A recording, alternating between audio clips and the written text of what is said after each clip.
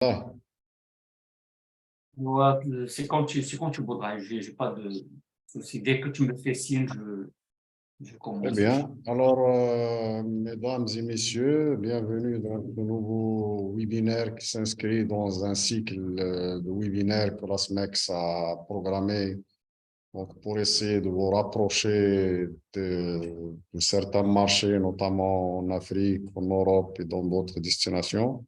Donc, le but, c'est bien entendu essayer de vous familiariser avant de s'engager sur le marché, essayer d'avoir beaucoup plus d'informations sur le marché, donc surtout en matière d'opportunités d'affaires et d'investissement. Aujourd'hui, nous allons traiter un des plus grands marchés de l'Afrique subsaharienne, donc qui est l'Afrique du Sud, un des géants, un des principaux concurrents du Maroc aussi sur l'Afrique, mais un marché aussi qui est entouré de plusieurs marchés donc, qui peuvent intéresser nos exportateurs donc, qui souhaitent s'investir bien sûr sur cette destination-là. Donc, nous avons avec nous c'est Ibrahim Allali, un grand expert en matière de développement de marché, avec une grande expérience donc, sur l'Afrique, sur d'autres pays du monde. Donc, je le laisserai lui-même se présenter donc, et je lui donne la parole donc, pour qu'il vous expose sa présentation sur cet important marché. Je vous remercie. C'est Ibrahim, à vous la parole. Merci, Sibel Hassan. Alors, mesdames et messieurs, bonjour. Je vous souhaite à toutes et à tous la bienvenue à ce webinaire sur l'Afrique du Sud. Alors, avec votre permission, je vais partager mon écran avec vous, hein, de manière à ce que vous puissiez suivre la présentation. Alors, je ne sais pas si vous voyez mon écran. Oui, oui, très bien, très bien. OK. Alors un autre marché que nous avons sélectionné dans cette série de webinaires et qui s'assigne le même objectif que tous les webinaires que j'ai eu le plaisir d'animer en partenariat avec la SMEX, c'est-à-dire l'objectif de faire connaître des marchés avec lesquels le Maroc entretient un courant d'affaires relativement faible par rapport au potentiel parfois énorme de ces marchés. Donc, l'objectif est de découvrir les potentialités de ces marchés de manière à ce qu'on puisse justement y avoir une certaine présence avec beaucoup de succès malgré les barrières, malgré les obstacles que nous aurons l'occasion en fait, de présenter vers la fin de cette présentation. Alors, Doing Business avec l'Afrique du Sud. Bon, l'Afrique du Sud, je lance d'emblée qu'il s'agit d'un marché qui se conjugue au pluriel. C'est une partie de continent plutôt qu'un marché, plutôt qu'un pays, hein, parce qu'il est fait d'un ensemble de segments, comme j'étais en train de dire tout à l'heure à Sib Hassan. C'est un ensemble de segments, c'est un ensemble de marchés, c'est un ensemble d'habitudes de consommation, c'est un ensemble d'attentes. Donc, il va falloir qu'on puisse connaître exactement les besoins et les attentes de notre segment de clientèle avant d'y aller. C'est un marché gigantesque, un marché qui est connu pour sa grande diversité, aussi bien sur le plan culturel que sur le plan géographique, des richesses naturelles, des pratiques d'affaires, etc. Avant ça, je vais commencer par me présenter rapidement pour ceux qui n'ont pas participé à d'autres webinaires que j'ai eu le plaisir d'animer. Alors d'abord, je me définis comme un globetrotter parce que j'ai beaucoup voyagé dans ma vie et je suis un très grand amoureux de l'Afrique. Hein, alors j'ai visité de nombreux pays d'Afrique et puis chaque fois que j'y vais avec l'œil de quelqu'un qui veut comprendre, il veut approfondir ses connaissances, surtout anthropologiques, hein, parce que de par ma formation, j'ai fait des formations en anthropologie qui me permettent en fait de faire attention à des choses qui sortent de l'ordinaire et qui traitent de la manière dont les gens perçoivent leur entourage, etc.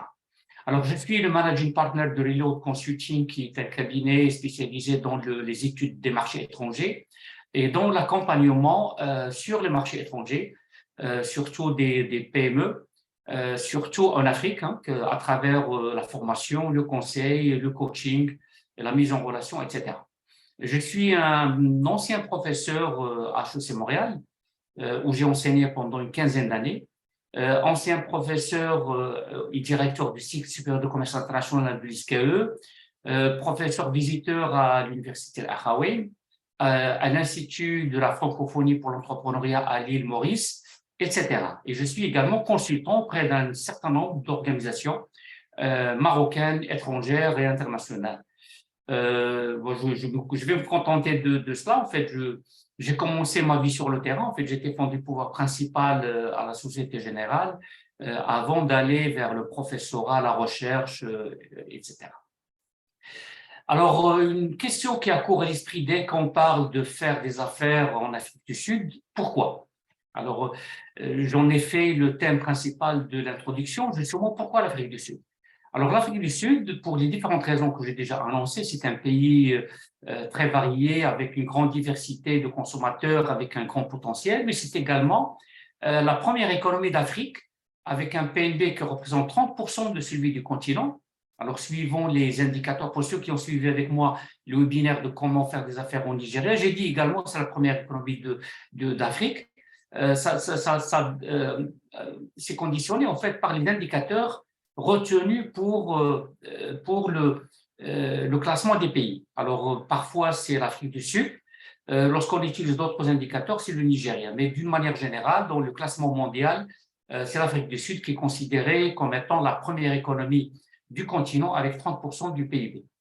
Seul membre africain du groupe G20 et du groupe BRICS, qui est composé du Brésil, de la Russie, de l'Inde, de la Chine et depuis 2004 de l'Afrique du Sud également, comme étant un pays émergent. Il est classé 26e au rang des pays industrialisés. C'est le premier producteur mondial de minerais tels que l'or, le platine, le rhodium, le chrome, le manganèse et le vanadium, et le 4e producteur mondial de diamants. Alors, un pays très riche, dont la population est paradoxalement très développée, très sous-développée, excusez-moi, mais comme on va le voir tout à l'heure, ça, bien entendu, ça s'applique à un segment de marché, mais pas à tous les segments du marché. Alors, la bourse de Johannesburg est la plus importante d'Afrique et est classée parmi les 20 premières bourses du monde. Alors, l'Afrique du Sud occupe en fait, des positions très enviables au niveau économique, hein, deuxième place mondiale pour la transparence de ses institutions privées, quatrième place en termes de développement des marchés financiers, et ça, c'est le classement de la Banque mondiale, 52e place en termes de compétitivité mondiale, et la première en Afrique, troisième parmi les BRICS, 25e place pour la taille de son marché, etc. Donc, vous pouvez le voir, il y a quand même un ensemble de raisons qui militent en faveur du choix de ce pays pour ce webinaire. Un pays qui dispose d'énormes potentialités économiques, bien entendu, qui seraient très intéressantes pour les exportateurs marocains. Alors, commençons d'abord par certaines généralités et faits marquants sur l'Afrique du Sud avant de voir le potentiel pour les exportateurs marocains. Alors, il s'agit d'une république fédérale fondée sur une démocratie parlementaire. Alors, la capitale fédérale est Pretoria, avec une petite précision. Bon, je ne sais pas si vous le savez, en fait, la population blanche est composée essentiellement d'immigrants néerlandais. Et c'est la raison pour laquelle on a gardé un ensemble de choses qui ressemblent à ce qui se passe aujourd'hui au niveau des Pays-Bas. Alors, Pretoria, c'est la capitale administrative, mais Cape Town est la capitale législative. Donc, le Parlement se trouve à Cape Town et Bloemfontein, qui veut dire, en fait, en néerlandais, qui veut dire la fontaine de fleurs, est la capitale judiciaire. Alors, vous voyez, en fait, on a 3 capitales, comme c'est le cas, par exemple, aux Pays-Bas. Vous avez Amsterdam et vous avez La Haye, hein, deux capitales, une administrative et l'autre législative.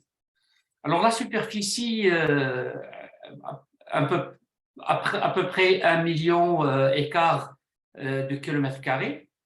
Déjà, en fait, je voudrais quand même m'arrêter un peu au niveau de la signification, parce que je le fais souvent, je m'intéresse beaucoup à l'origine des noms. Alors, Pretoria vient du nom de Andrés Pretorius, qui fut l'un des pionniers. En fait, les pionniers qui s'appellent Voortrekker, en néerlandais, Voortrekker, c'est-à-dire les pionniers qui sont arrivés en Afrique du Sud. Et il a battu, presque dans la même région, il a battu la puissante tribu Zoulou en 1838. Et la capitale qui a été fondée par son fils a été nommée après son nom, après lui, Andreas Pretorius, donc d'où le nom de Pretoria. Alors, qui compte près de 2 millions d'habitants. Alors, la superficie, on a dit 1 219 000 km². Près de 60 millions d'habitants, c'est 59 et quelques en 2023. Alors, près de 60 millions d'habitants, dont 65% vivent en milieu urbain, ce qui nous donne une densité qui varie entre 45 et 48 habitants au km², suivant les sources. Donc, des sources qui parlent de 45, d'autres qui parlent de 48, mais généralement, c'est 45. Alors, le PIB par habitant, il y a quand même des distinctions là également au niveau des sources. Il y a des sources qui vont jusqu'à 14 000 $, mais ça me paraît trop optimiste. La plupart des sources, surtout la Banque mondiale, la CIA, Country Factbook, parlent de 7 055 $ en 2021 et que c'est un PIB par habitant qui ne cesse d'augmenter parce que les conditions de vie s'améliorent depuis quelque temps, comme on va le voir tout à l'heure. Croissance du PIB, 4,9% en 2021, un peu moins en 2020, on va le voir tout à l'heure, entre 3,1% en 2020. Risque pays, c'est un pays qui est catégorisé A4 selon la COFAS. La monnaie du pays, c'est le rand sud-africain qui a l'abréviation ISO ZAR. Alors, un dirham est égal à 1,75 ZAR, ou pour faire simple, 1 euro égale 20 ZAR. Hein, ça, c'est plus facile. 1 euro égale 20 ZAR. Donc, ça permet aux gens qui se déplacent en Afrique du Sud de faire la comparaison rapidement et en fait, ils peuvent faire la conversion rapidement dans une monnaie qu'ils comprennent, dans une monnaie qu'ils connaissent. Je risque d'oublier, en fait, de vous dire une recommandation très importante. N'acceptez pas des factures qui sont libellées en ZAR parce que c'est une monnaie qui fluctue considérablement.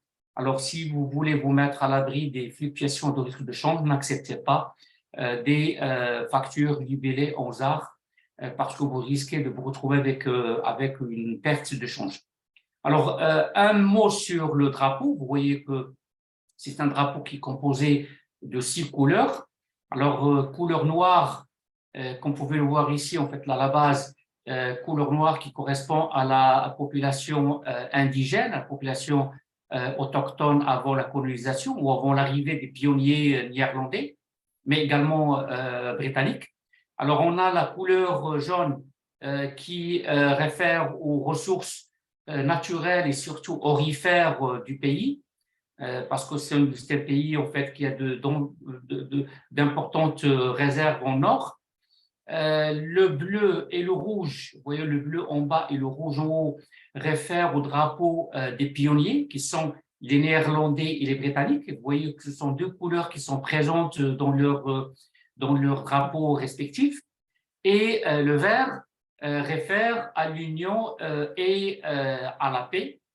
Et puis, on a le blanc qui est la couleur de la démocratie, telle que perçue au niveau de l'Afrique du Sud. Donc, voici en gros quelques informations rapides sur le pays. Principales agglomérations, on a Johannesburg. Alors, Johannesburg, ou la ville de Johan ou de Johan pour la prononcer en néerlandais, qui a été nommée après le nom de Johan Rissik. Johan Rissik qui fut le premier inspecteur général blanc du pays. Donc, Johannesburg a été nommé après Johan Rissik. Elle compte près de 8 millions d'habitants et la grande agglomération de Johannesburg est composée de 12 millions d'habitants. Cape Town, dont le nom a été justement donné du fait de sa localisation près du Cap de Bonne-Espérance, 3,5 millions d'habitants. On a Durban, qui est composée, on va le voir tout à l'heure, en fait, la communauté musulmane est très présente dans la région du Durban, près de 3 millions d'habitants. Et on a Pretoria, dont on a parlé tout à l'heure, qui est la capitale administrative avec près de 2 millions d'habitants. Alors, on a 80% de la population qui est d'origine africaine noire, 10% d'origine européenne et 2,5% d'origine asiatique. Bien entendu, ça ne fait pas 100%, donc le reste, c'est d'autres origines de différents pays.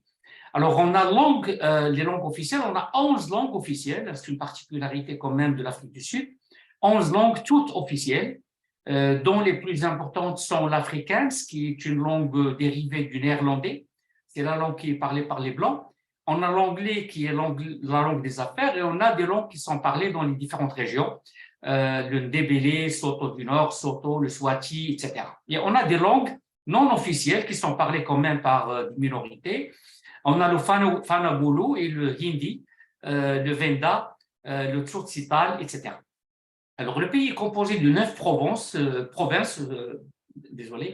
9 provinces, comme vous pouvez le voir. On a le Cap occidental, on a le Cap du Nord, on a le Cap oriental, on a le KwaZulu, où se trouve la fameuse tribu des Zoulous, le KwaZulu-Natal, l'État libre, hein, qui est ici. On a le nord-ouest, le Gauteng, qui est la province la plus riche. C'est là où se trouve Pretoria, justement. On a le Mpumalanga, on a la province du Nord, etc. Et on a 3 principaux ports, et on a beaucoup plus, mais ce sont les 3 principaux lorsqu'il s'agit, par exemple, d'exporter à partir du Maroc. On a le Cape Town, on a Port Elizabeth et on a Durban. Et suivant les destinations, donc Durban est spécialisé dans tout ce qui est commerce, surtout avec l'Inde, la Chine, etc. Et on a Cape Town qui est spécialisé dans le commerce, surtout avec l'Europe, si on peut parler de spécialisation, sachant qu'il y a beaucoup de problèmes aujourd'hui au niveau du port de Cape Town, parce que c'est un port qui est très ouvert, très exposé au vent, au cyclone. Alors, c'est un port qui ferme plusieurs jours par an, hein, du fait des rafales de vent qui rendent la navigation impossible dans la région, et également parce que les équipements du port sont relativement limités. Alors, il y a quelques semaines, le port était fermé pour tout ce qui est containers réfrigérés parce que toutes les prises, toutes les bornes électriques étaient occupées, donc le port ne pouvait plus recevoir de containers réfrigérés. Donc, avant d'exporter, il va falloir bien entendu se renseigner sur l'état du port ou ça, c'est le travail bien entendu de votre transitaire ou de votre transporteur. Concernant le marché intérieur en Afrique du Sud, donc de manière à ce qu'on puisse le comprendre, même si on est intéressé davantage par l'exportation. Alors, c'est un marché qui est composé, comme on a dit, de plusieurs segments, dont 2 qui sont très importants. On a 20% des foyers qui polarisent ou qui concentrent pratiquement 60% des revenus. Alors, 2 principaux segments donc d'acheteurs, de consommateurs. On a une classe aisée qui est composée surtout de blancs, mais également de la classe noire émergente, influente. C'est un marché composé, c'est un segment composé de gens qui cherchent des produits de marque, des produits signés, des produits haut de gamme, des produits à forte valeur ajoutée. C'est un segment qui est très riche et qui est composé d'environ 12 millions d'habitants, donc ça nous fait les 20%, comme on a dit. Donc, lorsqu'il s'agit de segmenter, il ne faut pas se fier uniquement au PIB par habitant, qui est une moyenne, qui induit bien entendu en erreur. Il faut voir le PIB par classe ou par segment. Alors, cette classe a un PIB par habitant qui est des plus élevés au monde. Et on a le reste de la population, une classe qui est composée de 80% de la population, qui est en fait la majorité de la population noire surtout. Alors, c'est un segment qui s'approvisionne dans les marchés informels, mais également qui cherche les MDD.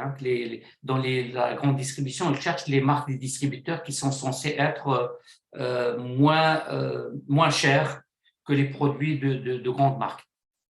Alors, au niveau de l'intermédiation commerciale, on a 5 niveaux d'intermédiation. On a les sociétés de commerce internationales qui font beaucoup d'importations. Donc, la plupart des importateurs sont de sociétés de commerce, dont certains sont de grande taille. On a les grossistes qui jouent également le rôle de distributeurs pour certains d'entre eux.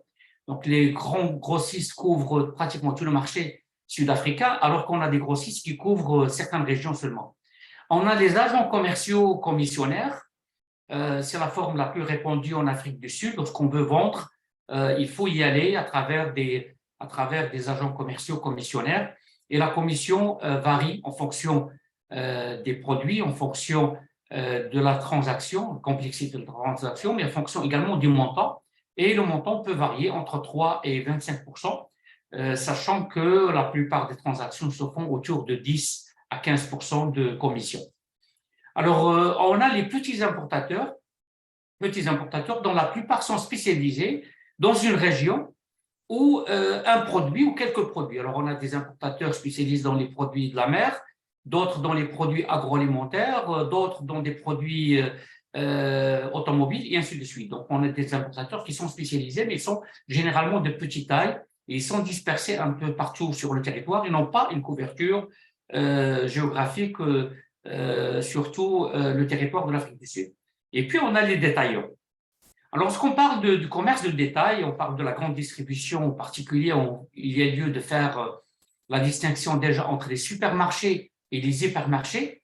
Et cette distinction ne se fait pas uniquement en termes de taille, mais également en termes de sources d'approvisionnement. Alors, les supermarchés s'approvisionnent auprès des grossistes, alors que les hypermarchés importent directement ou s'approvisionnent auprès des grands importateurs.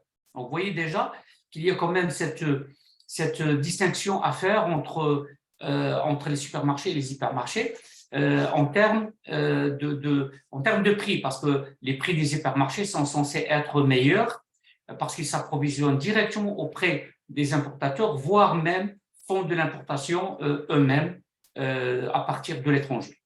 On a les chaînes de magasins de vente au détail comme Shoprite, Spar, Metro, Cash and Carry, et on a également, on en a d'autres, mais il y a 5 en fait qui sont principaux, on va les voir tout à l'heure. Il y a Pick and Pay, qui est également une chaîne importante au niveau du marché. On a Checkers, qui est une filiale de Shoprite, etc. On a les magasins spécialisés, donc lorsqu'on vend par exemple des produits pour l'alimentation des animaux de compagnie, il y a des magasins pour ça. Si on vend des produits de la mer, il y a des poissonneries, des magasins spécialisés dans les ventes de conserves de poissons, etc. Les produits d'habillement, etc. On a des magasins spécialisés, etc. Et puis, on a les magasins de proximité, comme les Quick Spar, qui est une filiale de Spar, comme on va le voir tout à l'heure. Alors, il y a ces 5 enseignes représentent 94% de la distribution formelle. Alors, on a Shoprite et Checkers qui appartiennent aux mêmes propriétaires. Ce sont 2 enseignes différentes, mais qui appartiennent aux mêmes propriétaires, qui ont plus de 2397 points de vente et 414 franchises. Alors, Shoprite a été créé dans les années 80, dispose de ses propres marques et ils vendent également en ligne. Donc, ils vendent dans les magasins, mais ils vendent également dans ligne. On a Pick and Pay, 1560 points de vente, vendent également en ligne.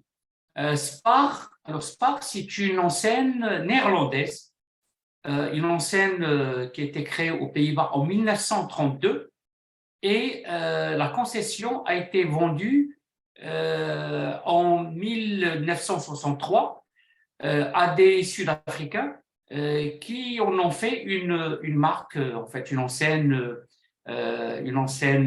sud-africaine avec 1814 points de vente et un ensemble de filiales et de marques comme Superstar, Spar, Quispar, Spar Express, etc. Et chacune est spécialisée dans quelque chose, dans un sous-segment du marché. Et on a en fait le magasin de luxe Woolworths. Alors pour tous les produits haut de gamme, il compte 452 points de vente, chaîne spécialisée dans tout ce qui est haut de gamme, et 80% de ce qui est vendu au niveau des magasins Woolworths sont vendus sous MBD, sous marque du distributeur.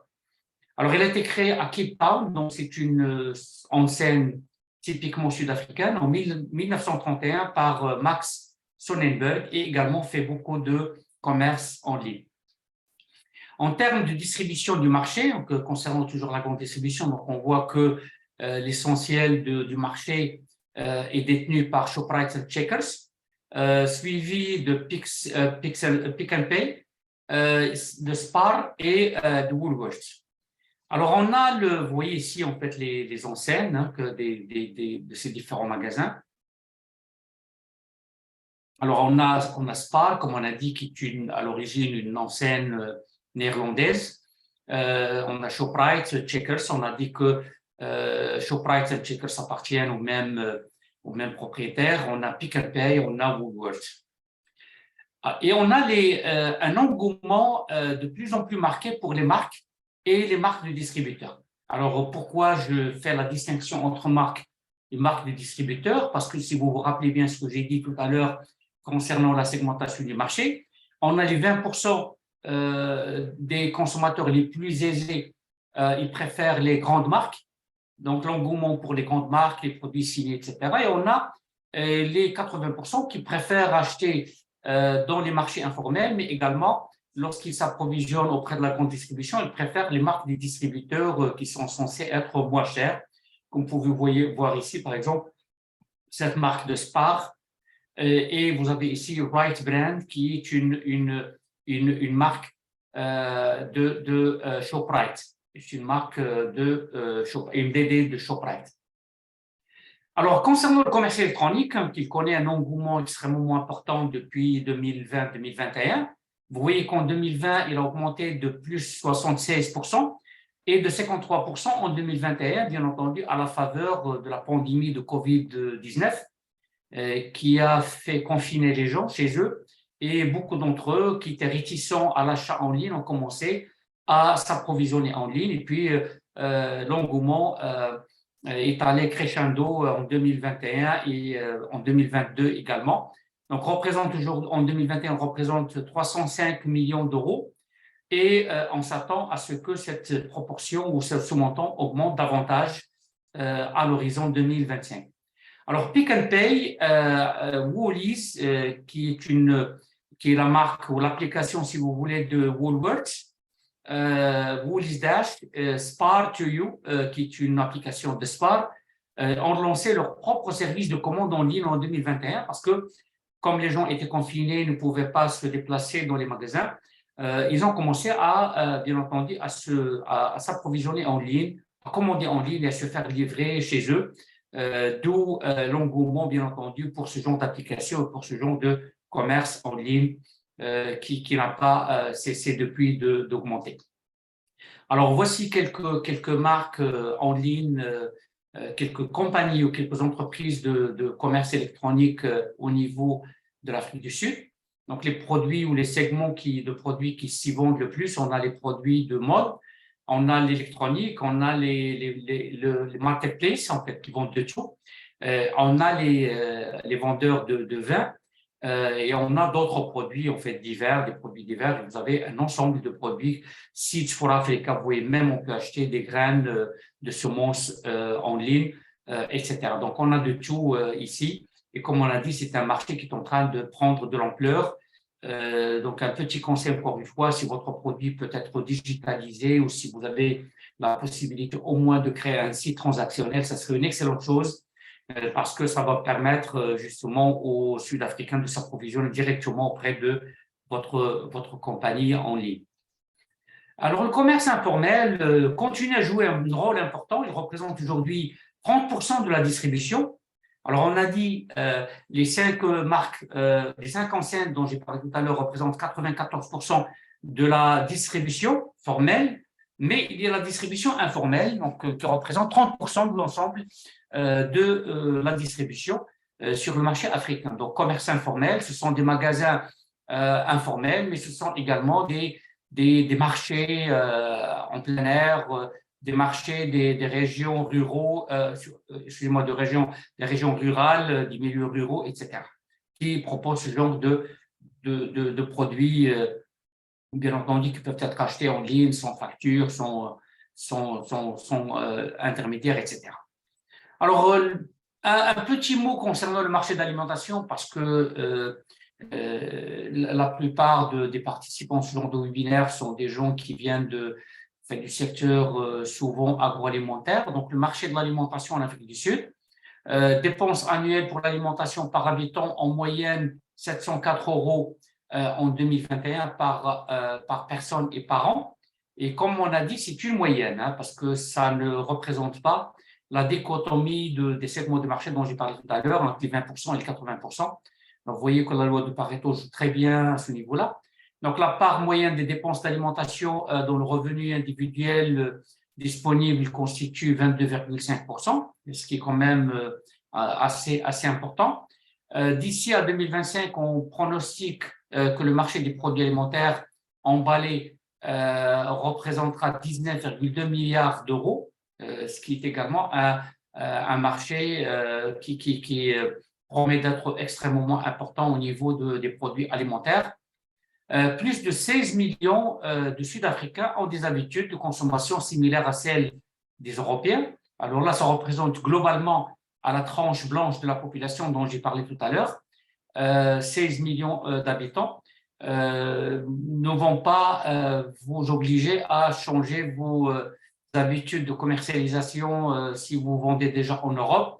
Ils ont des habitudes de consommation qui ne sont pas très différentes de celles des Européens en matière d'attente, en matière de perception de la qualité, etc. Alors, il y a un intérêt grandissant pour tout ce qui est produit surgelé, avec une augmentation de 27% en 2021. Vous voyez que c'est quand même un engouement extrêmement important.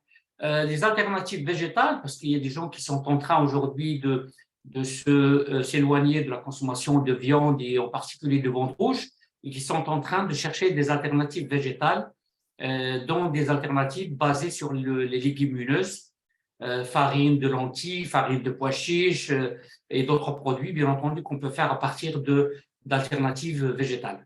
Alors, les ventes de plats préparés, ce qu'on appelle Heat and Eat, ont été également dynamiques avec une augmentation de 9% en 2021 et 37% qui est prévu d'ici à 2025.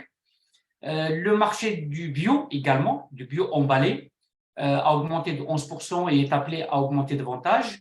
Et vous avez en particulier un ensemble de produits, surtout comme vous pouvez le voir au niveau de Woolworths, c'est des produits de haute gamme qu'on est en train de chercher pour ce qui est du segment produits bio emballés. Alors, si vous avez la possibilité de vendre ce genre de produits ou des produits haut de gamme, Woolworths serait en quelque sorte la porte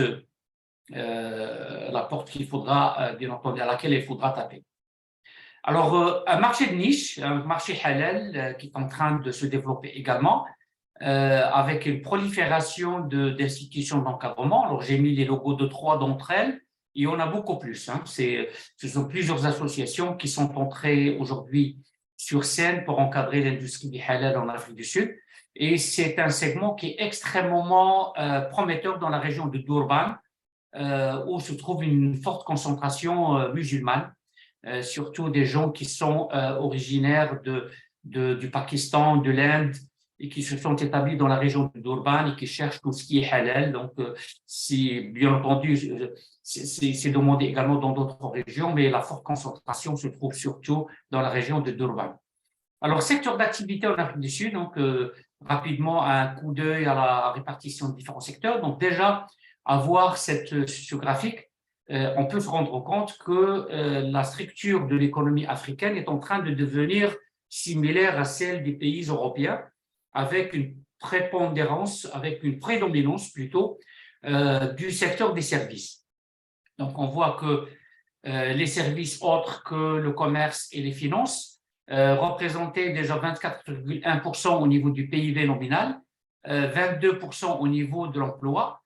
Si on y ajoute le commerce avec 14,6%, les finances avec 19,4%, on est à combien? On est à pratiquement 64 ou 65% de l'économie africaine, plus de 60% en tout cas, qui est composée du service. Alors que la fabrication n'intervient, ou la construction n'intervient que pour 16% ensemble, etc. Donc, vous voyez déjà que c'est la part de l'agriculture en fait qui est en train de baisser énormément.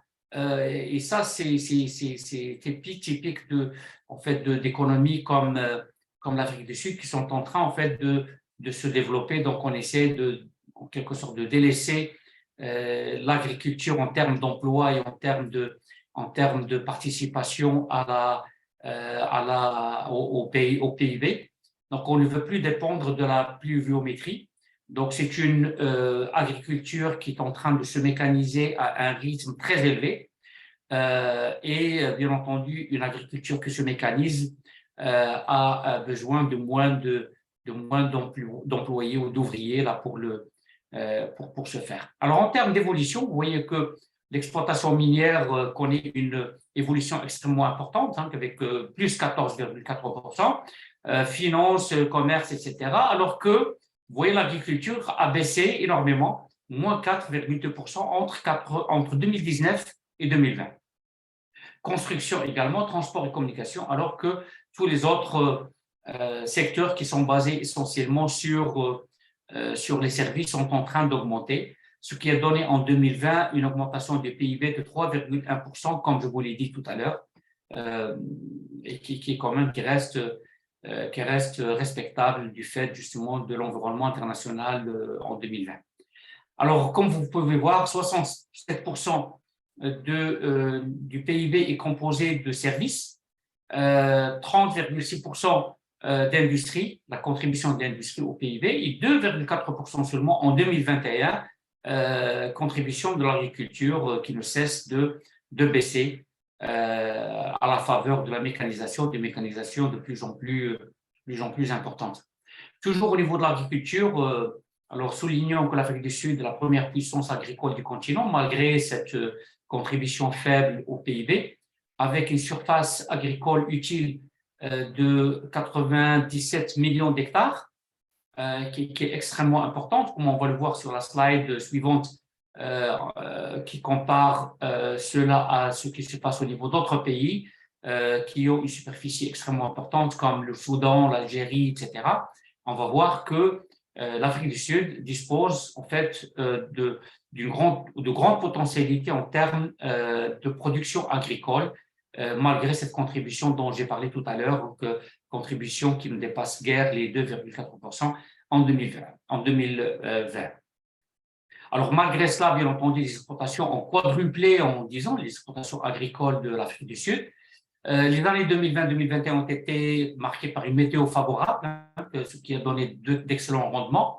Le secteur emploie 868 000 personnes en 2020, ce qui va en 10 millions, parce que il y a quelques années, c'était près de 1,5 million de personnes qui étaient employées dans le secteur agricole. Alors, vous voyez en fait la comparaison des terres, des SAU, ce qu'on appelle SAU, les surfaces agricoles utiles, 96 millions en Afrique du Sud, le Nigeria, le pays qui suit, alors 69 millions, le Soudan, 69 millions, un autre pays à grande surface comme l'Algérie, par exemple, ne compte que 41 millions, Mali, 41 millions, etc. Vous voyez quand même que c'est la première puissance agricole en termes de terres agricoles arables, ou d'une manière générale, en fait, terres agricoles, parce qu'on a vu tout à l'heure que les terres arables ne constituent que 12 millions d'hectares en 2020.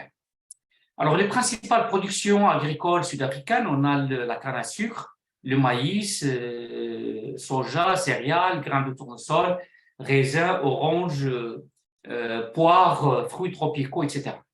Alors, pour ce qui est des importations agricoles, le principal fournisseur en produits qui ne sont pas disponibles localement, c'est les Zimbabwe voisins, en fait, qui approvisionnent l'Afrique du Sud.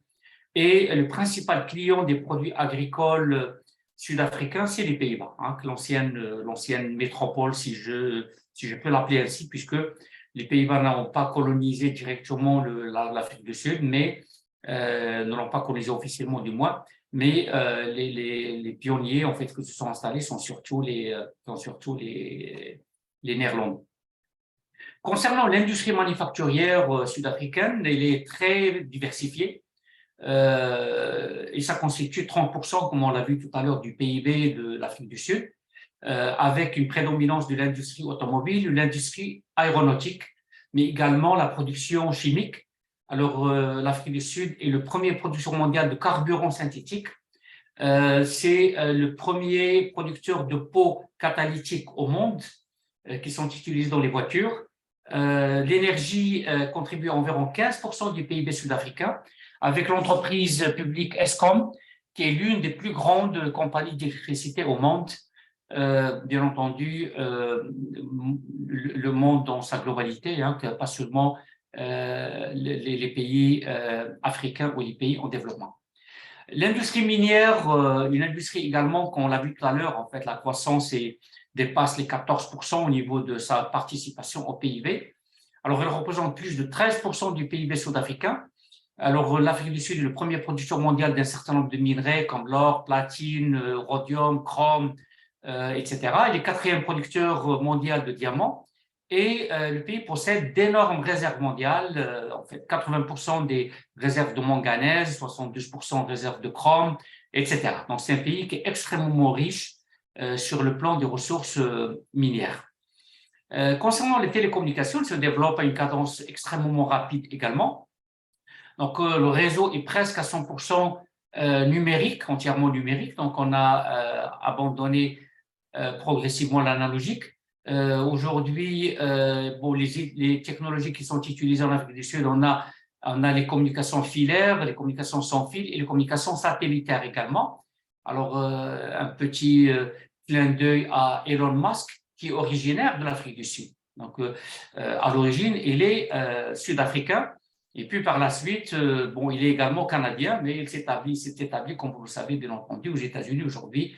Il est américain, mais à l'origine, il est sud-africain. Alors, bien entendu, il n'a pas oublié ses origines et, bien entendu, le pays est bien connecté à ce niveau-là. Alors, plus de 40 millions de Sud-Africains possèdent un téléphone portable et plus de 4 millions ont accès à Internet. Ce sont des chiffres qui ne cessent d'augmenter également. Les infrastructures liées aux télécoms devraient s'améliorer davantage parce qu'on est en train de mettre des câbles partout, y compris des câbles sous-marins pour relier le pays à d'autres pays, en particulier les États-Unis et l'Amérique du Nord, mais également l'Union européenne. Alors, on vient au commerce extérieur. Hein, je crois que j'étais un peu lent quand même sur cette partie, mais il était important pour comprendre le marché intérieur. Concernant le commerce extérieur, alors l'Afrique du Sud n'a pas signé beaucoup d'accords commerciaux dans le monde. Et vous voyez en fait que les pays avec lesquels l'Afrique du Sud est liée par un accord commercial sont des pays qui se trouvent en Afrique australe, des pays qui se trouvent en Union européenne également, et des pays d'Amérique latine. Alors, d'habitude, mis à part un accord qui lie l'Afrique du Sud avec l'Inde, la plupart et avec la Grande-Bretagne depuis sa sortie de l'Union européenne, la plupart des accords sont des accords entre des zones du libre-échange auxquelles l'Afrique du Sud adhère avec l'Union européenne ou avec le Mercosur. Donc, on va essayer de voir en fait sur la carte interactive de l'OMC pour avoir un peu plus qu'on pouvait le voir donc lorsqu'on clique sur qu'on pouvait le voir sur l'Afrique du Sud. Alors l'Afrique du Sud est liée par des accords commerciaux avec des pays de l'Amérique latine et là on a surtout les pays du Mercosur. Alors le Mercosur c'est Mercado Común del Sur, le marché commun du Sud. On a le marché de la communauté de développement de l'Afrique australe. Et on a le marché des SACU également, le marché de l'accord de libre-échange de l'Afrique australe. D'accord? Donc, vous voyez qu'il n'y a pas d'accord. Ce qu'il faut retenir, c'est qu'il n'y a pas d'accord aujourd'hui, il n'y a pas d'accords commerciaux avec le Maroc. Alors, si on va à la slide suivante, on a le détail de ces différents accords. Alors, on a la communauté de développement de l'Afrique australe, ce qu'on appelle SADC ou SACU, si vous voulez en anglais. et on a la CDAA qui est la communauté de développement de l'Afrique australe, dont l'Afrique du Sud fait partie. Comme vous pouvez le voir ici, en fait, la plupart de ces pays font partie soit de la SADC, soit de SAQ, d'accord? Et c'est SADC ou SAQ qui signent des accords avec l'Union européenne ou avec le Mercosur. Et bien entendu, il y a un accord bilatéral signé entre l'Afrique du Sud et la Grande-Bretagne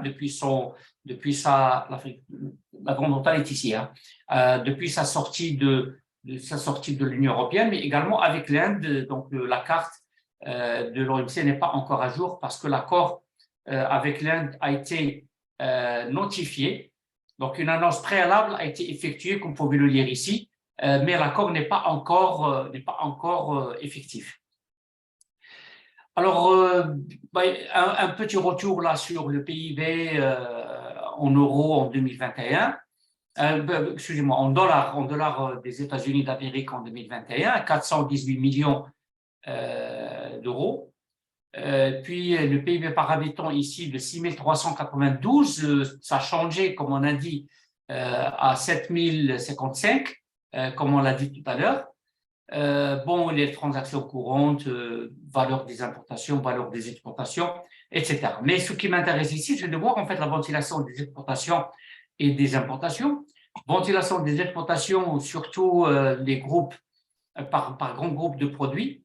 Les produits agricoles au niveau des exportations ne constituent que 13,8%, suivi des combustibles et produits extractifs, 39%, produits manufacturés, 8%, 38%, excusez-moi, et puis autres, 9%. Alors, les destinations principales de ces exportations sud-africaines, c'est l'Union européenne avec 19%, la Chine 11,5%, les États-Unis 8,4%, le Royaume-Uni 5%, le Japon 4,5% et tous les autres, y compris les pays africains, 52%.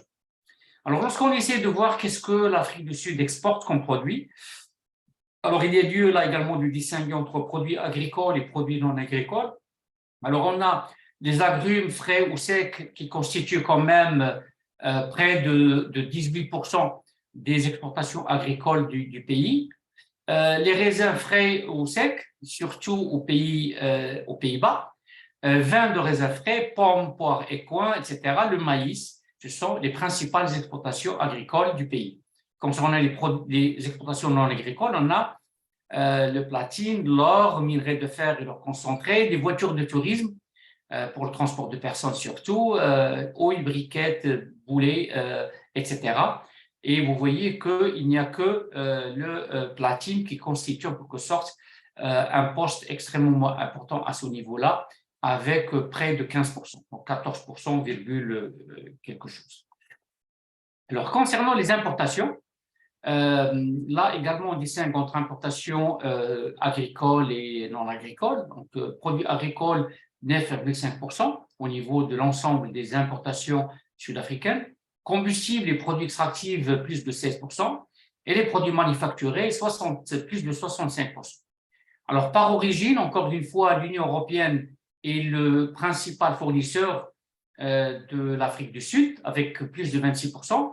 Suivi de la Chine avec plus de 20%, des États-Unis avec 6,4% et de l'Inde avec 5,2%. Et puis, on a l'Arabie saoudite pour tout ce qui est huile de pétrole, produits énergétiques avec 4%. Et là, il y a lieu de souligner un fait extrêmement moins important, l'importance de ces différentes relations, aussi bien à l'importation qu'à l'exportation, s'explique essentiellement d'abord par des raisons historiques, par des causes historiques, mais également par la disponibilité de dessertes maritimes et aériennes avec ces pays. Alors, comme on va le voir tout à l'heure, ça, c'est l'une des barrières qui bloque le développement des échanges commerciaux avec le Maroc parce qu'on n'a pas beaucoup de possibilités en fait, de transport de produits vers et de l'Afrique du Sud. Alors, Ibrahim, il y a un problème de son. Un problème de son. Alors, est-ce que vous m'entendez maintenant, non? Oui, maintenant, oui. Oui, alors, bon, je ne sais pas. Si ça continue, vous me faites signe, je vais changer je vais changer de connexion Wi-Fi. Alors, j'utilise une connexion avec un modem qui est juste à côté de moi. Si jamais ça ne marche pas, j'utiliserai une connexion fibre optique, hein, que j'ai les deux ici. Alors, les importations, on importe surtout le riz, le froment, huile de palme, viande, mais également sucre de canne ou de betterave, parce qu'on a dit tout à l'heure que l'une des principales productions sud-africaines, c'est la canne à sucre, mais ça ne suffit pas, ça n'est pas la même variété, on en importe pas mal, surtout de l'île Maurice, hein, qui n'est pas loin, de l'île Maurice, mais également de Zimbabwe et d'autres pays. Produits non agricoles qui sont importés par l'Afrique du Sud, on a les huiles brutes de pétrole, on a les appareils d'émission pour la radiotéléphonie, on a les voitures de tourisme et on a surtout les médicaments. Et vous voyez que la facture énergétique est quand même assez importante à ce niveau-là parce que si on ajoute ces deux postes, on arrive facilement à quelque chose comme 8 millions ou à 10 millions de dollars américains en 2020. Une proportion quand même qui explique les difficultés économiques du pays parce que c'est un pays qui ne produit pas, ce qui n'est pas autosuffisant en termes de production pétrolière. Alors, les échanges commerciaux actuels et potentiels avec le Maroc. Alors, d'abord, il faut souligner, comme je l'ai dit tout à l'heure, qu'il n'y a pas d'accord de préférence commerciale avec le Maroc, mis à part la ZLECAf, hein, la zone de libre-échange continentale africaine, qui est entrée en vigueur, mais qui n'est pas encore tout à fait opérationnelle. Donc, à part cette ZLECAf, que les deux pays ont signé et ratifié, il n'y a pas d'accord bilatéral sur le plan commercial entre le Maroc et l'Afrique du Sud, et ça s'explique par différentes raisons, en fait, que je vous laisse imaginer. Alors, principaux produits que le Maroc exporte en Afrique du Sud, on a les sardines frais décapitées. Alors, j'ai mis ici les lignes tarifaires nationales, hein, le code complet de nomenclature. Autres sucres en granulés. On a partie d'armature de siège, le shampoing, en fait, etc. D'accord? Et là, sur les 3 dernières années, vous voyez qu'en 2021, on est en train de développer davantage, d'améliorer davantage les exportations du Maroc sur l'Afrique du Sud par rapport à un certain nombre de produits qui n'étaient pas connus sur le marché sud-africain, des produits marocains. On voit ici que pour la première fois, le Maroc exporte ici les graines de coriandre non broyées et pulvérisées. Ici, on a les autres câbles isolés munis de pièces, connexions, etc. Alors, on voyait quand même que lorsqu'on a des zéros ici, ça veut dire qu'en 2019, en 2020, le Maroc n'exportait pas ce genre de produits et on a commencé à les exporter en 2021. Je ne sais pas pour les années antérieures, il faut vérifier, mais on voit déjà qu'il y a un effort important de la part des exportateurs marocains d'exporter davantage. Alors, on voit conserve de sardines présentées en bocaux, etc. Alors, je sais qu'il y a un fort potentiel à ce niveau-là qui demande à être exploité, comme on va le voir tout à l'heure. Donc, ça, c'est ce que le Maroc exporte aujourd'hui en Afrique du Sud. Qu'en est-il du potentiel? Alors, lorsqu'on essaie de voir en fait cette figure ou ce graphe interactif, donc allons à la carte interactive pour voir ça de plus près. Alors, qu'est-ce qu'on a? On a les préparations et conserves de sardines. Donc, le potentiel du Maroc, vous pouvez voir, est de 21 millions, alors que le Maroc n'exporte aujourd'hui que 498 000 $. Il y a un potentiel inexploité restant de 21 millions. Donc là, il y a le potentiel est exploité uniquement à hauteur de 2%, alors qu'il y a beaucoup de choses que le Maroc pourrait faire. Alors là, ici pour les sardinelles congelées, les Sud-Africains en exportent beaucoup aujourd'hui, mais lorsqu'on voit 100%, ça ne veut pas dire que le marché est saturé, ça veut dire que le minimum prévu a été atteint. Donc, vous voyez déjà qu'au niveau du potentiel d'exportation, minimum, il n'était que de 18 millions, alors que les exportations réelles sont de 38 millions. Alors là, lorsqu'on dit 100%, ça veut dire que juste le minimum théorique a été atteint. Alors, on a des produits dérivés de phosphate, d'ammonium, que le Maroc également pourrait exporter. Voitures de tourisme, le Maroc n'exporte pas, ou très peu, 133 000 dollars, alors qu'il y a un grand potentiel à ce niveau-là. Parties et accessoires pour tracteurs et véhicules à usages spéciaux. Vous avez les parties et accessoires de carrosserie de tracteurs, les jeux de fils pour bougies d'allumage, un potentiel important également. Vous avez les acides polyphosphoriques, ça c'est pour l'OCP. Vous avez un ensemble d'autres produits, en fait les chemisiers, vous avez pour plein de produits. On a en fait on a un potentiel quand même important. Les parties de siège, le Maroc on exporte tout à l'heure, on a vu 828 000 dollars. Alors il reste quand même 1,6 000. En fait le potentiel a été ici. Potentiel minimum a été saturé, mais ça ne veut pas dire qu'il n'y a pas de potentiel encore une fois à exploiter sur le marché. Huile de soja et ses fractions non chimiques, etc. Vous voyez que on a la tomate, on a plein de produits en fait qu'on peut facilement exporter. Donc vous voyez déjà qu'il y a une offre extrêmement importante qui correspond à des produits qui sont demandés par le marché sud-africain. Alors, on a tous les produits en fait du chapitre 03 qui concernent les poissons et crustacés que le Maroc peut en fait développer davantage sur le marché sud-africain pourvu que l'on sache s'y prendre. Alors, je retourne à la présentation. Donc, en termes d'importation, le Maroc importe quand même un ensemble de produits du marché sud-africain. Alors là également, on voit qu'il y a des produits que le Maroc a commencé à importer en 2021, qui n'étaient pas connus avant. Les principaux produits que le Maroc importe, alors on a eau-trouille, mets pulvérisés, etc. On a les glaces non armées, les glaces, c'est-à-dire comment on appelle ça, les miroirs. On a les autres camions-citernes à l'état neuf. Comme on a dit, l'industrie automobile, de construction automobile est très prospère en Afrique du Sud. Il y a beaucoup de choses quand même que le Maroc pourrait faire avec l'Afrique du Sud à ce niveau-là. Les jeux de fil pour bougies d'allumage, extrait tannant de mimosa, les tôles pleines en alliage, etc. Il y a quand même beaucoup de produits, sachant que le pays est un producteur principal de produits à base minérale.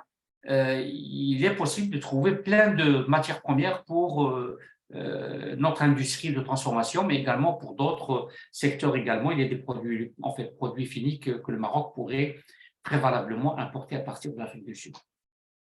Alors là également un tableau interactif pour voir qu'est-ce que le Maroc pourrait faire. Et bien entendu, en fait, juste une petite précision. L'algorithme, en fait, pour calculer le potentiel par produit, prend en considération beaucoup de choses. Il prend en considération la facilité de faire du commerce entre le Maroc et l'Afrique du Sud. Il prend en considération également les moyens de transport. Il prend en considération les possibilités de paiement.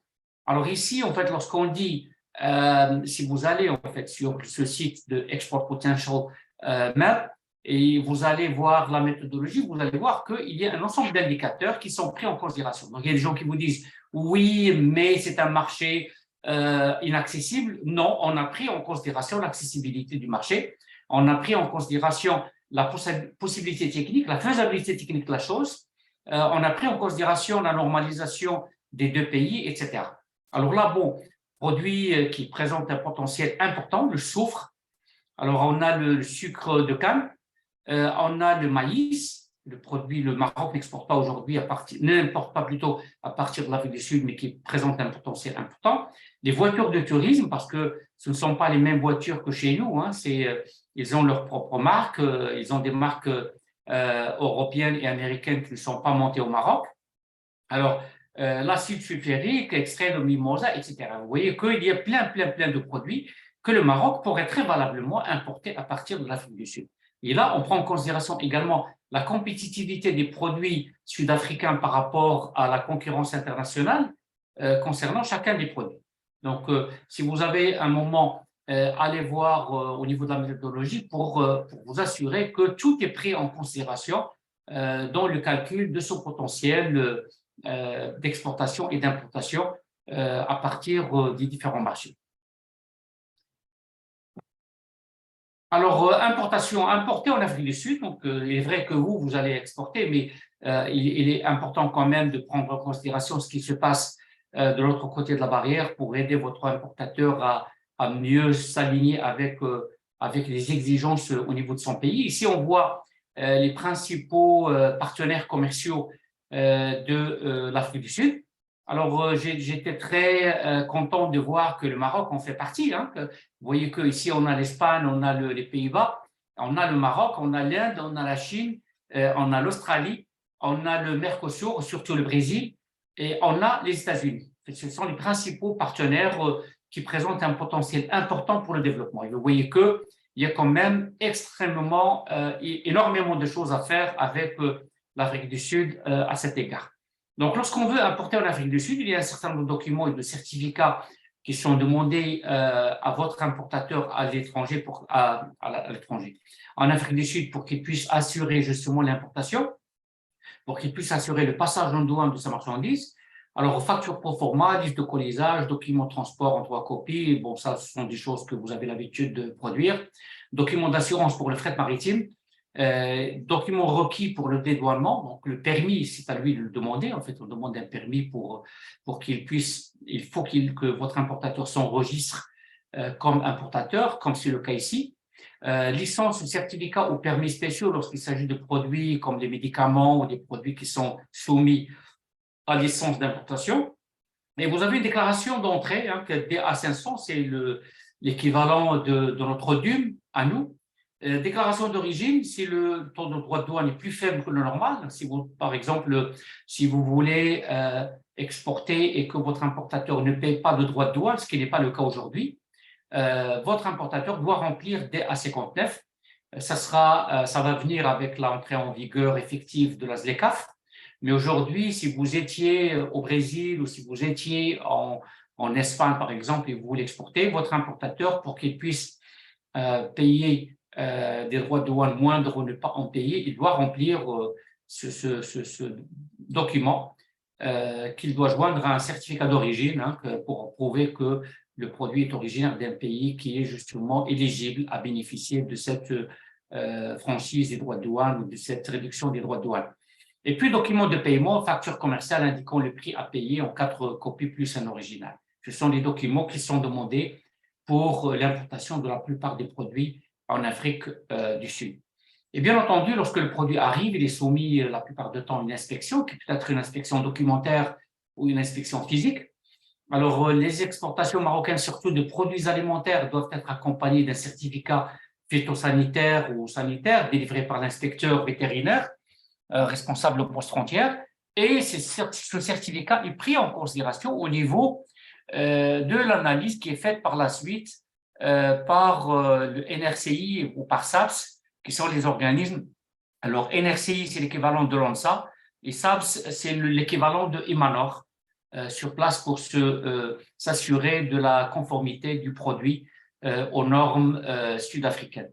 Donc, à leur arrivée, les produits sont inspectés par l'officier de la santé, et bien entendu, c'est une inspection systématique pour les produits alimentaires depuis quelques années, hein, depuis 1993, c'est devenu obligatoire.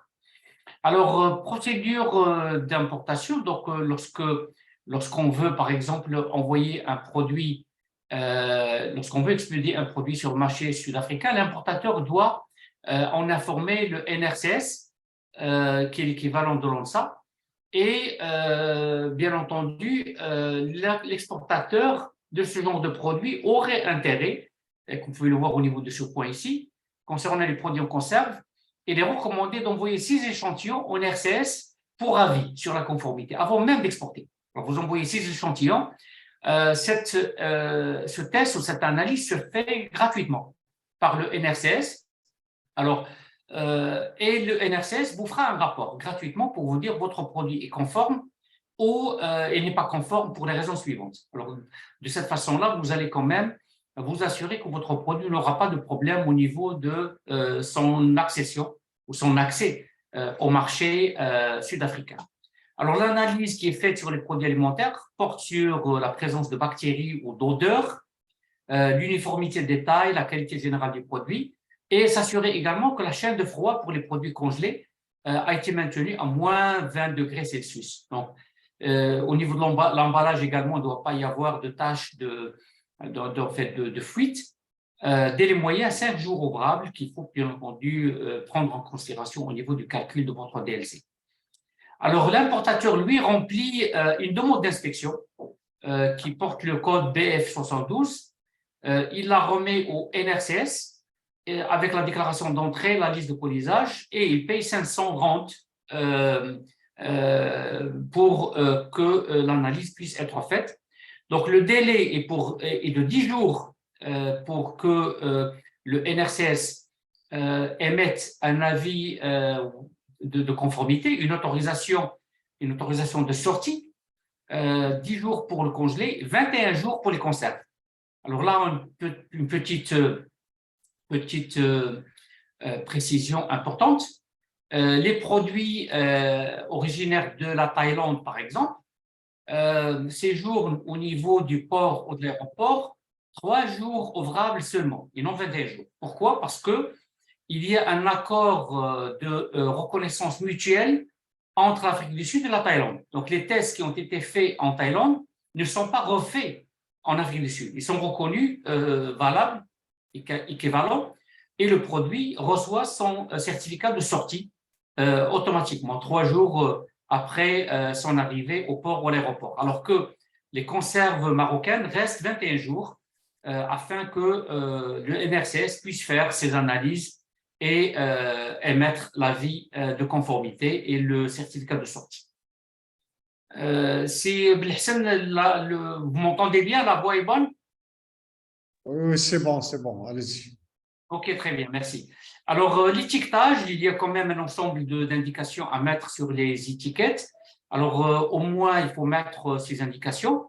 Et bien entendu, il va falloir que votre importateur vous rassure, vous dise s'il y a d'autres indications concernant votre produit en particulier. Alors, les indications de base, nom, appellation commerciale ou description du produit, nom et adresse complète du fabricant, de l'emballeur, d'importateur, point net, nombre au volume du contenu, le numéro de série du lot ou du code au code distinctif, mois et année de fabrication, le DLC, et indiquer s'il s'agit d'un produit qui a été modifié génétiquement. Donc, organisme génétiquement modifié, si c'est le cas, il faut l'indiquer. Alors, voici un exemple en fait, de différentes indications qu'on doit mettre sur l'étiquette de manière à ce que l'étiquette soit conforme. Et bien entendu, il faut que ce soit écrit dans une langue officielle. Et on a dit que l'Afrique du Sud en compte 11. Alors, la plupart du temps, c'est en anglais. Donc, si vous le faites en anglais, vous n'aurez pas de problème parce que ce ne sont pas tous les Sud-Africains qui parlent 11 langues. Donc, l'anglais, c'est la langue commune entre tous les Sud-Africains. Alors, si votre produit est un produit à haute valeur ajoutée, un produit cher qui est destiné au segment aisé, vous aurez intérêt à faire également l'étiquetage en afrikaans, c'est-à-dire en langue des Blancs. Donc, une langue qui est dérivée, comme je l'ai dit, du néerlandais ancien, de manière à ce que vous puissiez en fait, faciliter la chose à vos acheteurs pour qu'ils puissent comprendre exactement, pour ceux qui ne sont pas parfaitement anglophones, pour qu'ils puissent comprendre votre produit, comment l'utiliser, quelle est sa composition. Alors, étiquetage, ce que vous devez mettre bien entendu, sur le carton, et bien entendu, en fait, vous emballez le tout et vous indiquez sur l'emballage externe également les choses. Vous voyez ici, en fait, on a vu le carton sur la slide précédente, dans le carton en fait, externe, et à l'intérieur, si vous avez des emballages particuliers, il va falloir que vous mettiez sur chaque emballage l'étiquetage correspondant. Concernant et là c'est le majeur problème de connectivité entre le Maroc et l'Afrique du Sud, c'est qu'il n'y a pas beaucoup de possibilités de transport. Alors à partir de Tanger-Med, il y a un seul navire qui fait un départ hebdomadaire et qui met, comme vous pouvez le voir, 32 jours parce que c'est un navire qui va faire escale dans différents ports africains avant d'arriver au Cape Town. D'accord? Avant d'arriver au Cape Town. Donc, le port qui est ouvert aux produits marocains, c'est le Cape Town. Hein, ce n'est pas Durban, ce n'est pas Elisabeth. Alors maintenant, il y a d'autres possibilités. C'est de faire transiter ou de faire transborder votre marchandise dans un port européen. Alors, parfois, vous allez même trouver moins cher de passer par un port européen que passer par un port marocain. Alors là, on peut soit aller à Cadiz, soit aller pratiquement à Anvers ou à Rotterdam. Hein. Ça va allonger peut-être le transit time, mais ça va vous permettre d'avoir un prix moins cher et beaucoup plus de choix au niveau de la desserte. Alors, transport aérien, le Royal Maroc, malheureusement, ne dessert pas l'Afrique du Sud. Là, il y a toute une gymnastique à faire. Alors, il y a d'autres compagnies qui le font, mais avec des escales dans leur pays d'attache. Alors, il y a Turkish Airlines, il y a Air France, il y a Emirates qui peuvent faire ce genre de choses sur leur avion cargo ou dans la soute. Alors là, une petite simulation pour un Casa Saldanha Bay au Cape Town, 22 jours, estimation de 22 jours avec Hapag-Lloyd, 22 jours de transit, avec un indice de fret de 5179, avec bien entendu, comme on a dit tout à l'heure, avec des escales dans différents ports africain, je crois que c'est mon petit s'arrête à Lomé, je crois, au Togo, avant d'arriver au port de Cape Town. Alors, juste pour se déplacer en Afrique du Sud, donc, comme j'ai dit, il n'y a pas de desserte aujourd'hui avec l'Afrique du Sud, j'espère que ça va venir. Pour aller de Casablanca à Johannesburg, aujourd'hui, ça coûte sur Emirates, ça coûte plus de 17 000 dirhams en classe économique. Vous voyez que en fait, le tarif va en augmentant suivant la classe. Mais c'est très recommandé, si vous vous intéressez à ce marché, il est très recommandé de se déplacer en personne. Alors, pour y aller, essayez de faire coïncider votre départ avec un salon qui correspond aux produits que vous vendez ou que vous voulez vendre, de manière à ce que vous puissiez voir les tendances du marché, de voir les concurrents également. Alors là, vous voyez, en Afrique du Sud, en 2023, il y a 94 salons qui sont programmés. Alors, vous avez plein de salons et de foires. Alors, vous avez également le lieu où ces différents salons vont se tenir. Alors, c'est surtout le Cap, mais également Pretoria, mais beaucoup moins, parce que le Cap et Johannesburg restent quand même les principales plaques tournantes du commerce. Vous avez Stellenbosch, qui dispose d'une très belle université, hein, qui est en partenariat avec une école marocaine. Alors là, vous choisissez ce qui vous intéresse comme salon, comme par exemple World Travel ici. Et là, on vous dit quel est le numéro qu'il faudra contacter. Si vous voulez visiter le site, envoyer un email, trouver un hôtel à proximité, et puis on vous dit exactement où ça se trouve, et on vous donne des informations sur qui l'organise, ainsi de suite, et comment vous allez vous y rendre, ainsi de suite. Quels sont les produits, quels sont les exposants, combien ça va coûter, ainsi de suite. Donc, vous avez la possibilité, en fait, et on vous dit secteur d'activité concerné, tourisme, voyage, restauration, métier de l'hôtellerie, etc. Et là, on vous dit le grand salon B2B de l'industrie de voyage, etc. Donc, vous avez la possibilité de visiter ce salon et puis de faire coïncider votre voyage d'affaires avec la tenue d'un salon dans votre domaine d'activité.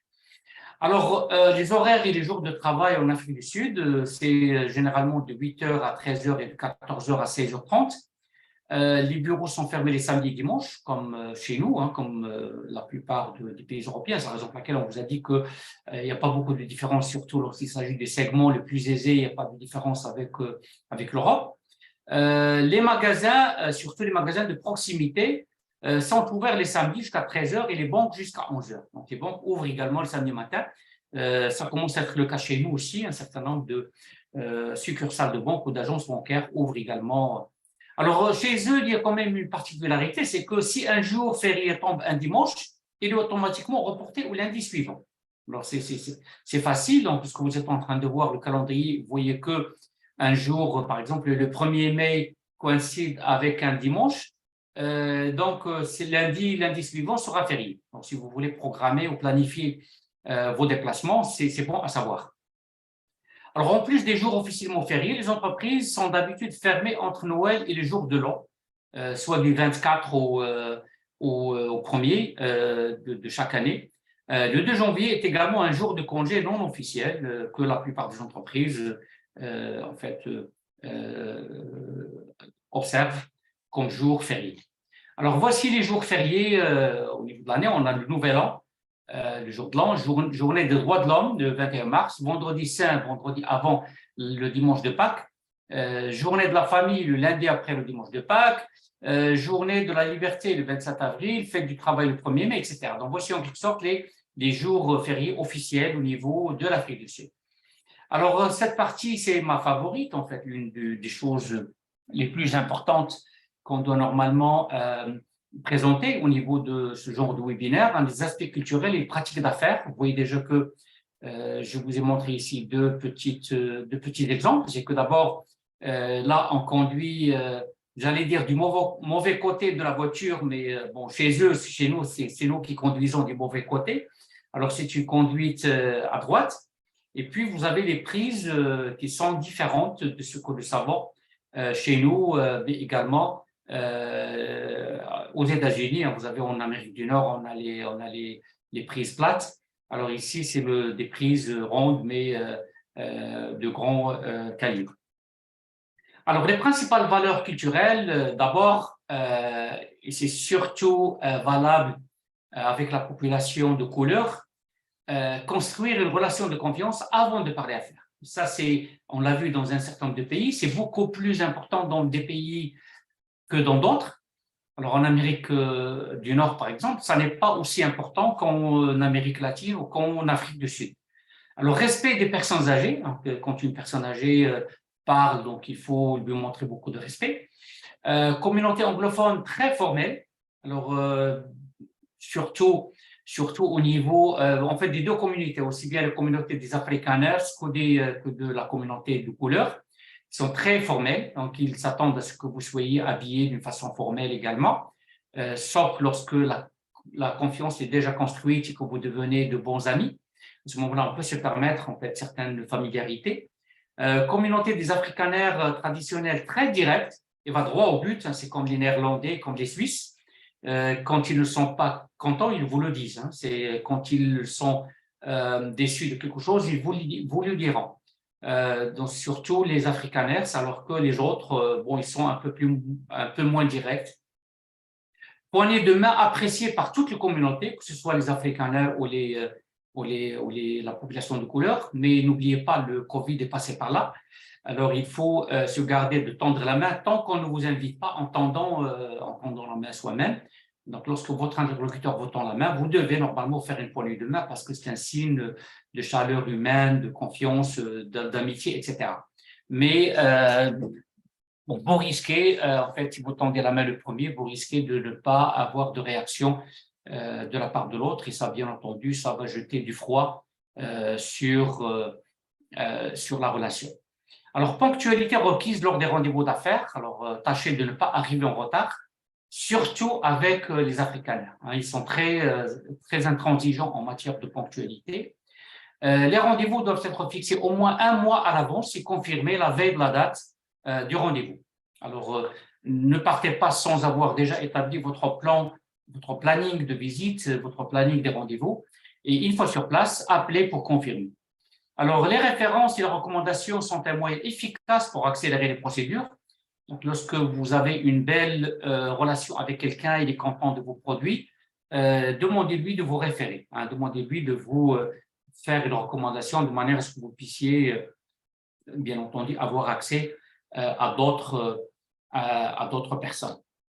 Les titres ne sont que rarement utilisés, donc, contrairement à d'autres pays, on a vu On a vu par exemple en Roumanie il y a quelques semaines que les titres sont extrêmement importants à utiliser. Là, ça n'est pas le cas. Donc, on n'appelle pas quelqu'un docteur parce qu'il a un doctorat ou monsieur, monseigneur. Donc, il faut quand même, les titres ne sont que très rarement utilisés.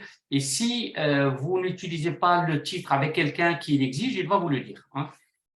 Les cadeaux sont appréciés, ils sont souvent ouverts séance tenante, parce que sinon, ça serait en quelque sorte perçu comme une tentative de corruption. Donc, c'est la raison pour laquelle ils sont ouverts séance tenante. Vous donnez le cadeau à quelqu'un, il va l'ouvrir devant vous, devant les autres, de manière à s'assurer qu'il s'agit d'un cadeau banal, qu'il ne s'agit pas en fait, de quelque chose de valeur qui risque d'influencer sa décision d'acheter ou de ne pas acheter. Il est recommandé d'offrir du chocolat de bonne qualité, des fleurs, de la pâtisserie marocaine ou des produits de l'artisanat marocain. C'est très apprécié. En fait, il y a des gens qui partent avec des coiffes marocaines, avec des babouches, avec des gandoras ou des instruments de musique traditionnels. C'est très apprécié sur place.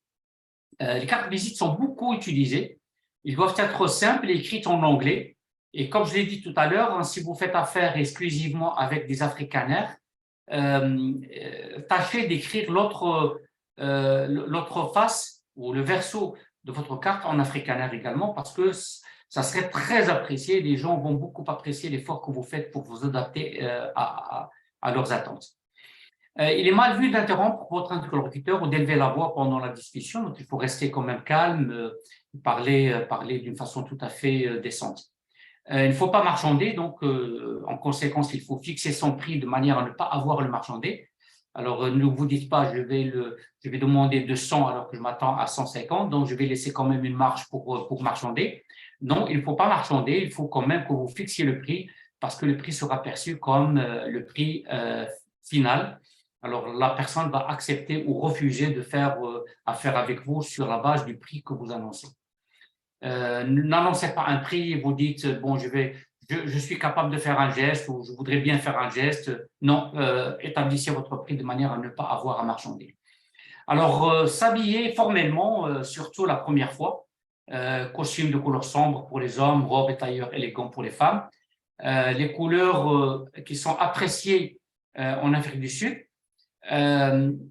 sont les couleurs du drapeau sud-africain, tout simplement. C'est le conseil, en fait, ce conseil simple que je donne. On a vu les 6 couleurs du drapeau. N'utilisez pas, le rouge est très apprécié, hein, comme partout en Afrique. Le rouge est très apprécié, mais gardez-vous de donner quelque chose emballé dans du rouge uniforme, parce que c'est la couleur du deuil en Afrique du Sud. C'est la couleur du deuil. C'est comme si vous évoquiez la mort. Donc, il faut que le rouge soit combiné avec le bleu, le vert. Il va mieux avec le vert et le jaune surtout. Hein. Donc, il faut utiliser les couleurs du drapeau sud-africain, surtout pour les boîtes de conserve, la couleur de la boîte, ainsi de suite. Alors, ouvrir un courant d'affaires en Afrique du Sud sans rencontre physique préalable est très compliqué. Donc, la relation avec les Sud-Africains doit être gérée en face à face. En face à face, et non d'une façon virtuelle. Donc, il est vrai que vous pourrez peut-être établir un premier contact en utilisant Zoom, en utilisant Teams ou Meet ou une autre plateforme, mais tôt ou tard, il va falloir que vous vous déplaciez sur place. Les Sud-Africains n'acceptent pas de rendez-vous de courtoisie. Alors, lorsque vous demandez un rendez-vous, ils s'attendent à ce que vous alliez parler affaires.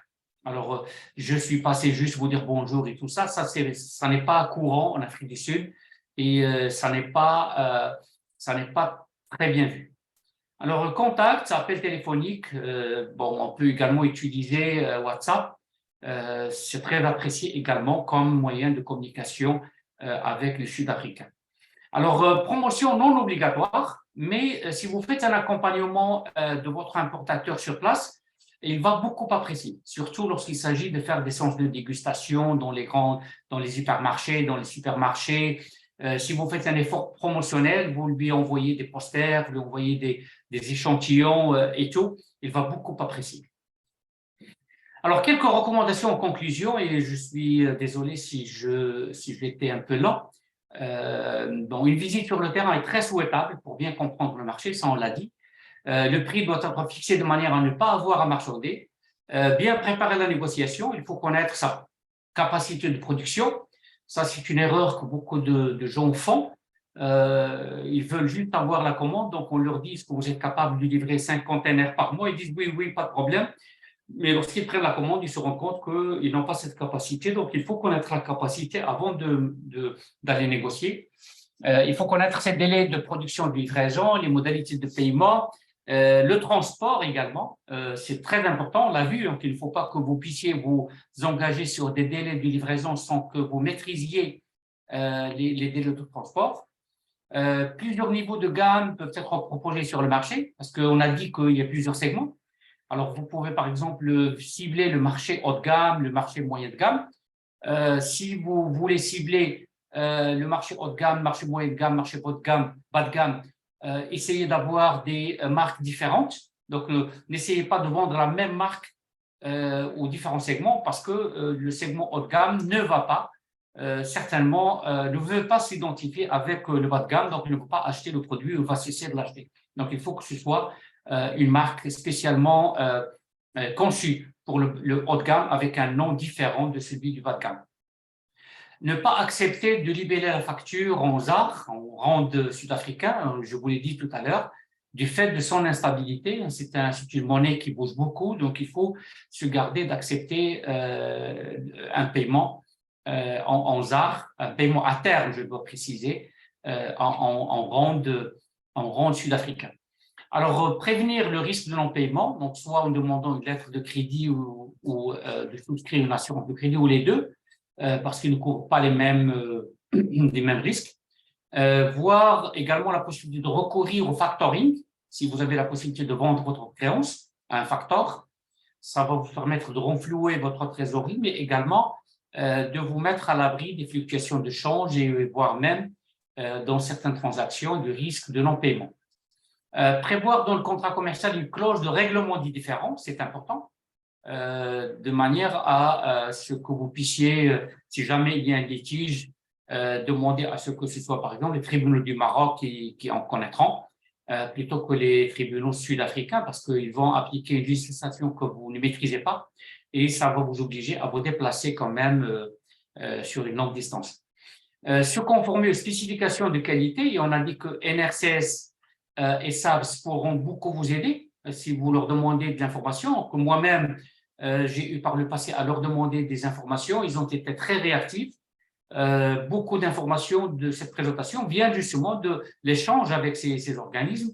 Être électroniquement visible, ça c'est important. Donc, il faut avoir un site, comme on a dit tout à l'heure, si possible transactionnel et écrit dans une langue comprise par la population sud-africaine, et en particulier en anglais. Partenariat avec un importateur ou un agent réputé sur le marché, de manière à ce que vous puissiez avoir une introduction facile sur le marché sud-africain. Voici ce que j'avais à vous dire concernant le marché sud-africain. En fait, encore une fois, c'est un vol d'oiseau parce que c'est un marché extrêmement grand, un marché gigantesque, un marché très varié, un marché d'une grande diversité, comme je l'ai dit en introduction. Donc, j'ai essayé quand même de choisir les choses les plus importantes à partager avec vous. J'espère que cette présentation vous sera utile quelque part et vous permettra peut-être en fait de vouloir en savoir davantage sur ce marché extrêmement important pour nos exportateurs. Merci. Merci beaucoup, Ibrahim, pour toutes ces informations aussi pertinentes que soient-elles sur ce marché gigantesque, comme vous le disiez. Un marché qui présente certes des opportunités, mais qui présente aussi un certain nombre de défis, donc il faut relever pour pouvoir y accéder. Donc, je demande à nos chers participants s'ils ont des questions. Est-ce qu'il y a des questions? J'ai pas reçu de questions sur le chat, sur le volet questions-réponses. Si quelqu'un souhaite poser une question directe, qu'il lève la main, s'il vous plaît.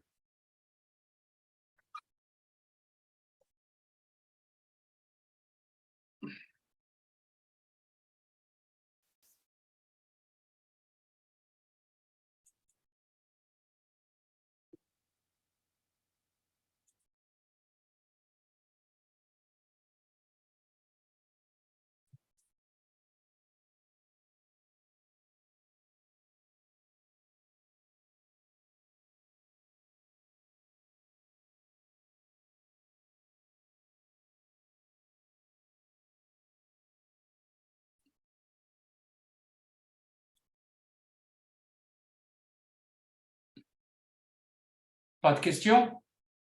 Pas de questions, je pense que tout est clair. Alhamdulillah. Mais quand même, je partage avec les participants mes coordonnées pour le cas où ils aimeraient en savoir davantage. Alors, si vous avez des questions qui vous viendront plus tard, n'hésitez pas à me contacter. Je vais repartager mon écran avec vous de manière à ce que vous puissiez noter le numéro de téléphone ou l'adresse email.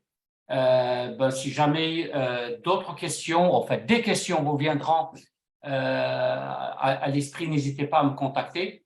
Alors, vous avez les numéros de téléphone et vous avez également l'adresse email. Contactez-moi et mettez dans la ligne du sujet de votre email webinaire ASMEX, de manière à ce que je puisse vous identifier.